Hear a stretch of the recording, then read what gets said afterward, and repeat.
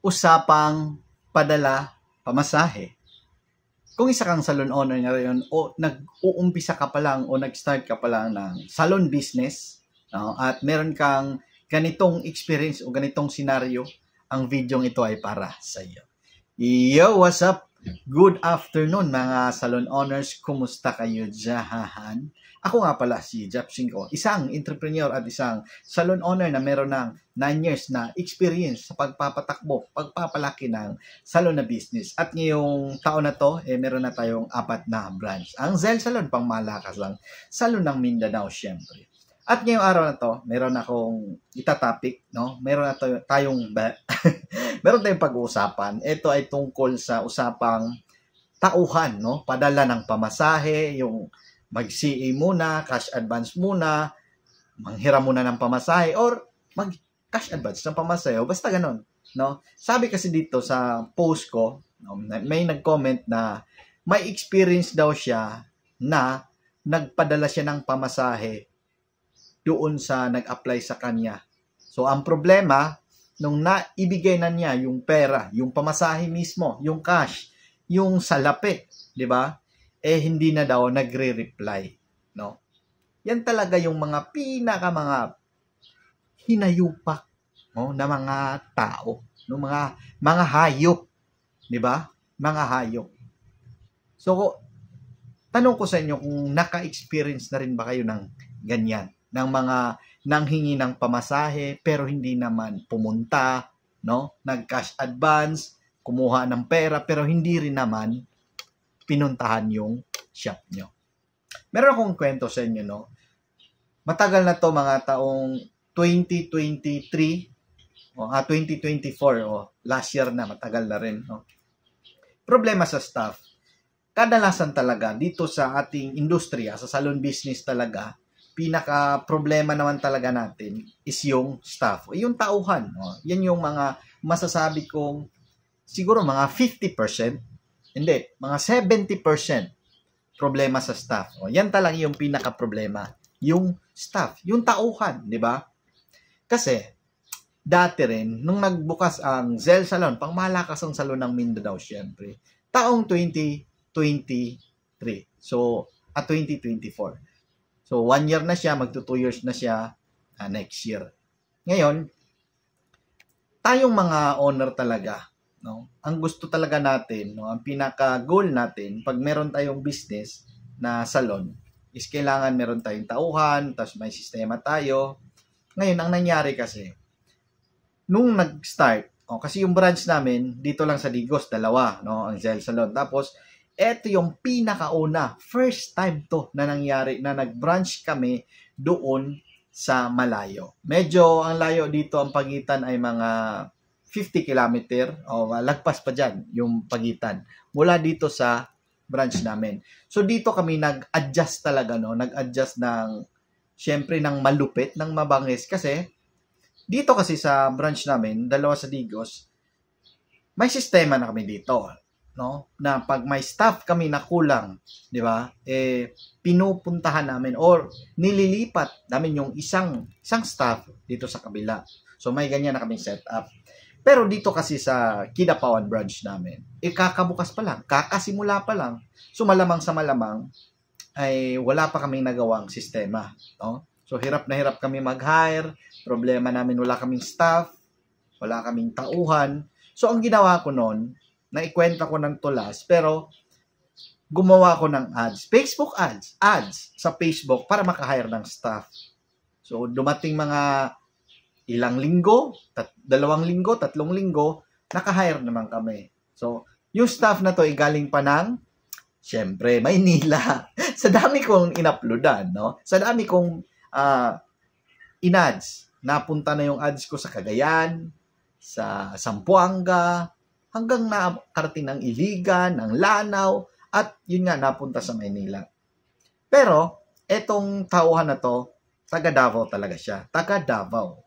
So ngayon, kwento niya naman sa akin, nag-apply siya doon, tapos pagdating doon, hindi daw maganda yung kitaan, tapos pinabayaan daw sila ng amo nila.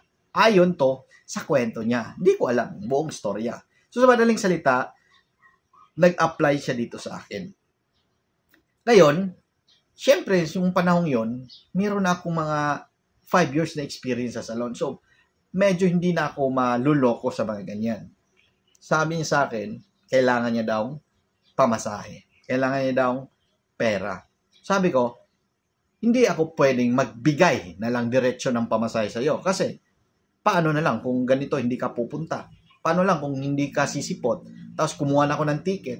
O tapos, bumili na ako ng ganito, nakagastos na ako. Diba? So, paano yung mga ganon? So, wala siyang nagawa. So, ang ginawa niya, kumuha siya ng ticket niya sa sarili niya. So, ayun. Nag-chat siya sa akin, Sir, may ticket na po ako at tuloy po ako dyan sa inyo. Diretso na siya dito sa salon.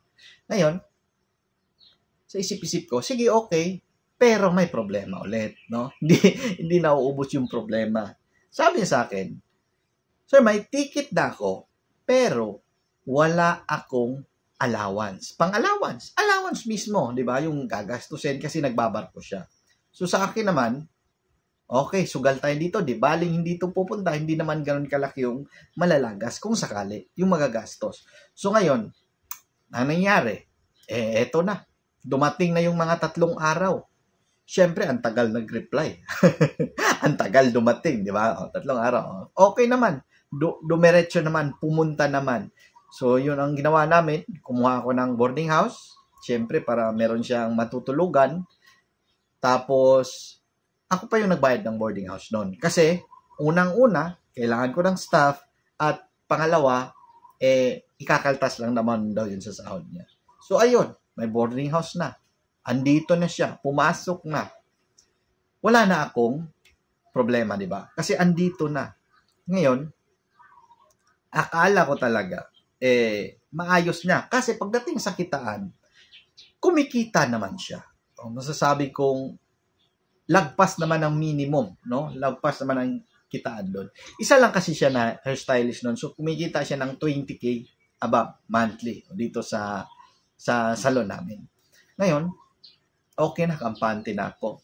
Pero, hindi ko alam na yun palang yun. Meron din palang mga, binabalak, di ba? Na hindi natin maiiwasan. No? Meron siyang binabalak. Meron siyang palang gustong gawin. Hindi pala siya, ang goal niya makapasok talaga dito sa salon ko. Ang goal niya lang pala makatawid siya mula dun sa Maynila para meron siyang pang-allowance pagdating dito. Kasi, ito kasi nangyari, no?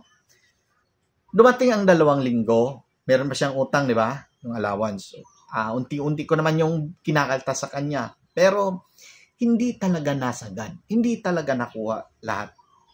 Pero dumating yung araw na siya ay bigla na lang nag-impake. Nag-impake ang, hayop na wag na nating banggitin. Nag-impake. Bit-bit niya yung mga gamit niya, yung maleta niya, 2 maleta, buhat-buhat niya, no? Nakita na lang ng cashier ko, no? Sabi niya, Sir, anong nangyari dito kay nag-impake na ng maleta. So, ako naman, wala naman akong pake doon. Lumaya siya, wala na tayo doon. Hindi natin mahahawakan yon. Hindi natin kontrolado yung anuman yung pag-utak niya. So, sabi ko, sige, hayaan mo na. Nakaltasan mo ba yun ng ganito, Yes, sir, pero hindi lahat, no? So, ayun, umalis na siya. So, okay. Lumayo na. Ito ang nakakatakot. Ito ang problema. Malamang may mga salon owner din na naka-try na ma-experience ng ganito. Pero, ito yung pakakaiwasan nyo. Dumating ang 1 linggo. Simula nang umalis siya. Diba? Unang-una, meron pa kaming kukunin doon na hindi niya nabayaran na utang niya. Tungkol doon sa allowance niya. Ngayon, aalis siya. Bigla siyang umalis, no? Yung nagpaalam siya, gabi, pero diretsong lumaya. So, wala na tayo doon. Bahala na siya. Ngayon, ang problema, inabot ng 1 linggo. No? Merong customer doon na nagreklamo tungkol sa buhok niya, sa services na ginawa sa kanya. Bakit? Na paano? Anong nangyari? 3 days ago, o 3 days before siya umalis. yung staff namin, may customer doon na nagpa-service sa buhok niya. Hair treatment, and scalp treatment. So sa scalp treatment naman, safe yan, di ba? Tatanggalin lang yung mga balakubak dyan. Ngayon, wala tayong problema dyan. Pero, ito yung nangyari. Bakit yung customer nagre-reklamo doon sa salon namin na nalagas yung buhok niya at napanot pa dito banda? Hindi lang isang customer to ha, kundi dalawa sila mismo ng mama niya. Maswerte na lang kami kasi hindi sila ganun ka masama yung ugali. Yung mga customer na yun. Hindi man lang nag-post sa social media o hindi man lang nagreklamo. Ang gusto lang nila, mabayaran yung gastos nila. Kasi magastos. Magastos to. Kasi pumunta pa sila ng doktor sa Davao para doon sila magpagamot. Dahil yun nga, nagkasugat. Or basta, napanot dito at may sugat. Hindi ko akalain o hindi rin ako magbintang na yun ay sinadya ng hairdresser 3 days bago siya umalis. Pero, yun na nga lang, nangyari na. Nangyari na. So, wala na tayong magagawa. Kaya, para sa mga nag-uumpisa o nag-start ng salon business, etong mga pag-hire natin, etong paghahanap ng tao natin, sisiguraduhin nyo na yung taong yan maayos. Maayos kausap. Lalo na sa usapang padala pamasahe. Diba? Kasi merong nag-post o nagtanong tungkol sa padala pamasahe tapos bigla na rin ding nawawala. Pagkatapos mo maibigay yung pamasahe, hindi na nagre-reply. No? At sa experience namin, pumasok naman siya. Diba? Nag-duty naman siya. Yun nga lang, lumayas din. At maaring natabla. Inabuso kami.